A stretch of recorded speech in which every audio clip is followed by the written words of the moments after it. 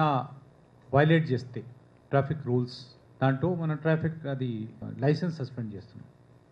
కానీ అది హ్యాబిచువల్గా అయిపోతుంది. ఒకసారి సస్పెండ్ చేస్తే మళ్ళీ చేస్తున్నాం, మళ్ళీ సస్పెండ్ చేస్తే.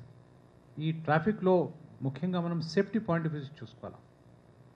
అందుకనే పాయింట్ సిస్టమ్ కూడా అదే ఉంది.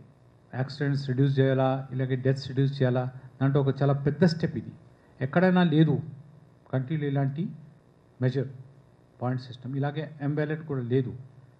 అండ్ ఇక్కడ ఇలాగే ఇంకా ఉంటే కూడా చిన్న ఒక 1 or 2 ఇష్యూ అది ఉన్నాయి, కానీ ఎంత పెద్ద స్థాయిలో లేదు ఎక్కడైనా. ఈరోజు ప్రజలందరికీ కూడా నేను ఒరిజినల్ డ్రైవింగ్ లైసెన్స్ తీసుకుంటే అది పోతుందేమో కారులో పెట్టుకుంటేనే భయం, లేదా ఆర్సీ బుక్ అదే తీసుకురాకపోతే మళ్ళీ పోలీసు వాళ్ళు ఇటు ట్రాన్స్పోర్ట్ డిపార్ట్మెంట్ కానీ వాళ్ళు ఆపి మళ్ళీ చలాన్ చేస్తారు, జిరాక్స్ కాపీలు పనికిరావు అని చెప్పేసి ఆ చెప్పే పరిస్థితి నుండి ప్రజలందరూ కూడా బయటపడే విధంగా ఈ యాప్ని ప్రజలు ఎంతో ఉత్సాహంగా వినియోగించుకుంటున్నారు. దానికి తార్కాణం ఈరోజు 27 lakh డాక్యుమెంట్స్ మనకి అప్లోడ్ చేసుకోవడం, దాదాపుగా 12 lakh పీపుల్ దీన్ని ఈరోజు వాడుతున్నారంటే అది సగర్వంగా చెప్పుకోవాల్సినటువంటి